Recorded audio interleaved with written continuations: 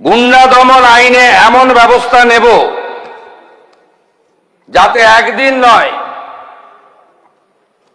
এই গুন্ডাদের 3 পুরুষ মনে রাখে।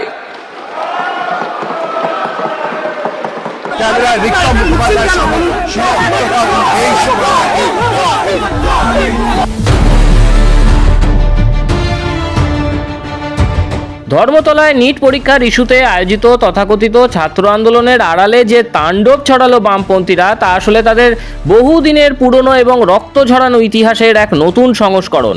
34 বছরের দুঃশাসনের স্মৃতি এখনও বাংলার মানুষের মনে তাজা, আর সেই স্মৃতিকেই ফেরালো বামপন্থীরা।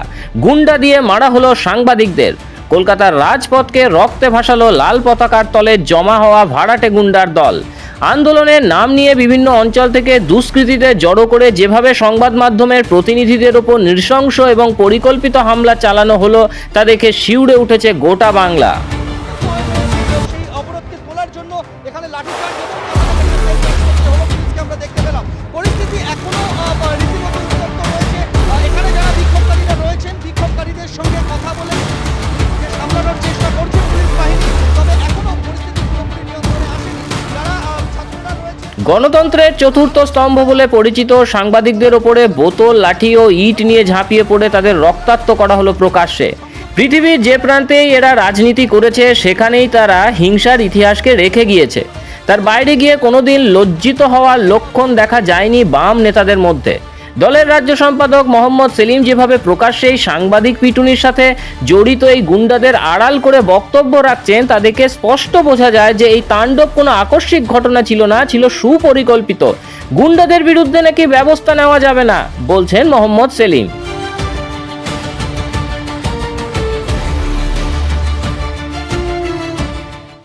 পারিষদীয় সমস্ত ব্যবস্থা, নিয়ম কানুন ভেঙে একেবারে গুন্ডা সর্দারের মতো মুখ্যমন্ত্রী বিধানসভায় হুমকি দিচ্ছেন।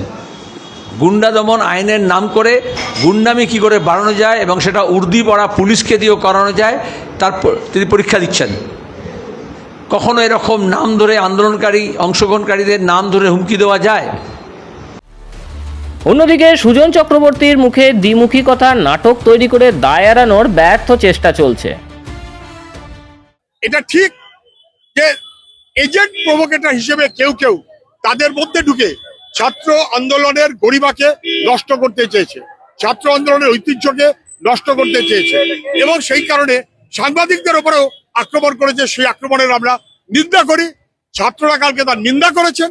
তাকে কেন্দ্র করে যেন মনে হচ্ছে মুখ্যমন্ত্রী একটা চান্স পেয়ে গেছেন।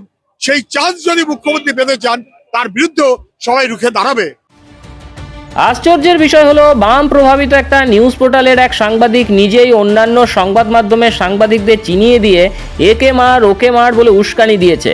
আর শ্রমিক লাহিড়ীর মতো সিপিএম নেতার চোখের সামনেই একের পর এক সাংবাদিক আক্রান্ত হলেও তিনি নীরব দর্শকের ভূমিকা পালন করেছেন। থামানোর কোনো চেষ্টা করছেন না তিনি। বোঝাই যাচ্ছে সাংবাদিকরা মার খাক, এটা চাইছিলেন ওই সিপিএম নেতা নিজেও।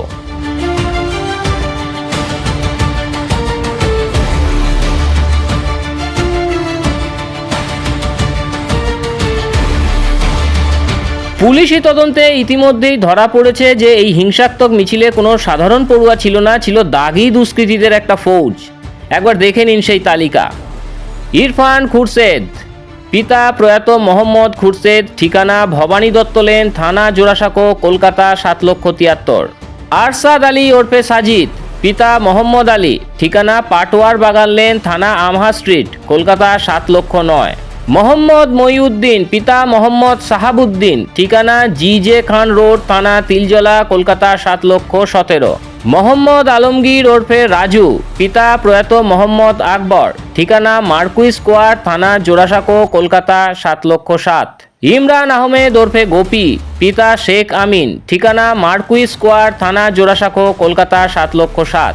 খালিদ রেজা ওরফে রিঙ্কু, পিতা প্রয়াত হাজি আবু শামস আব্দুল গফুর, ঠিকানা মদন মোহন বর্মন স্ট্রিট, থানা জোড়াসাঁকো, কলকাতা 7,07,000। জামির আহমেদ ওরফে মিঙ্কু, পিতা আমির আহমেদ, ঠিকানা মেহের আলী রোড, থানা বেনিয়াপুকুর, কলকাতা 7,17,000। মহসিন খান, পিতা মোহাম্মদ মবিন খান, ঠিকানা বেগবাগান রোড, থানা কড়ায়া, কলকাতা 7,17,000। দীপক ভৌমিক ওরফে ভিকি, পিতা অশোক ভৌমিক, ঠিকানা রাধা গোবিন্দ সাহা লেন, থানা কড়ায়া, কলকাতা 17। মোহাম্মদ আজাদ, পিতা মোহাম্মদ ফারুকি, ঠিকানা Paharpur road, Garden Reach, Kolkata 7,25,000। Mohammad Afroz, পিতা মোহাম্মদ সাব্বির, ঠিকানা রাজাবাগান গেট, পাঁচরা, মেটিয়া বুরুজ, কলকাতা 7,18,000।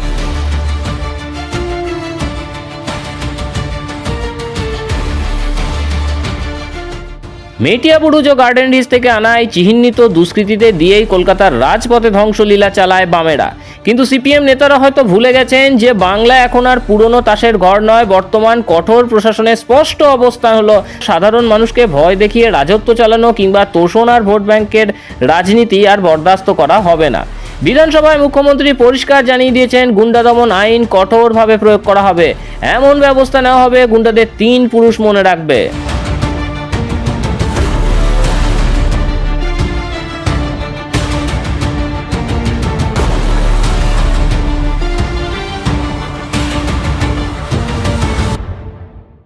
প্রায় 70 জনকে চিহ্নিত করা হয়েছে, যাদের একজনও ছাত্র নয়, যারা একজনও সেলফ ডিক্লেয়ার ককরোচ পার্টির মেম্বার নয়, যারা একজনও নিট সংক্রান্ত আন্দোলনকারীদের অংশ নয়। 4 জন কুখ্যাত লোকের নাম আমি এখানে বলছি, যাদেরকে আমরা ছাড়বো না। আরো বাকিগুলোর নাম তো আমি এখানে বলে সময় নষ্ট করব না। Afroz of Rajabagan, Nahid of Khidirpur, Tanvir and Nizam of Ekbalpur, Rahul Jamal of Watgunge. এই 5টা গুন্ডার নাম আমি এখানে ঘোষণা করলাম। গুন্ডা দমন আইনে এমন ব্যবস্থা নেব যাতে একদিন নয়, এই গুন্ডাদের 3 পুরুষ মনে রাখে। গুন্ডা দমন আইন প্রয়োগ করে দুষ্কৃতীদের সম্পত্তি পর্যন্ত বাজেয়াপ্ত করা হবে, যাতে আগামী দিনে কেউ গুন্ডামির সাহস না পায়। তসলিমা নাসরিনকে ভয় দেখিয়ে বাংলা ছাড়তে বাধ্য করা কিংবা অতীতে মোথাবাড়ি বা মুর্শিদাবাদের হিংসার ইতিহাস পুনরাবৃত্তি করার দিন এখন শেষ হয়েছে। কারণ পশ্চিমবঙ্গে এখন বিজেপির সরকার প্রতিষ্ঠিত হয়েছে। প্রশাসন এখন অন্যায়ের বিরুদ্ধে কঠোরতম ব্যবস্থা নিতে এক পায়ে দাঁড়িয়ে। স্বাধীন সাংবাদিকতা ও গণতন্ত্রের মৌলিক অধিকার রক্ষা করতে দেশের প্রতিটি সচেতন নাগরিককে আর সোচ্চার হতে হবে। সংবাদ মাধ্যমের ওপরে এই জঘন্য হামলার বিরুদ্ধে আপনারা আওয়াজ তুলুন। সামাজিক মাধ্যমে এই সত্যিটা শেয়ার করুন এবং বামপন্থীদের এই ভয়াবহ হিংসাশ্রয়ী রাজনীতিকে চিরতরে ধিক্কার জানিয়ে প্রতিরোধ গড়ে তুলুন।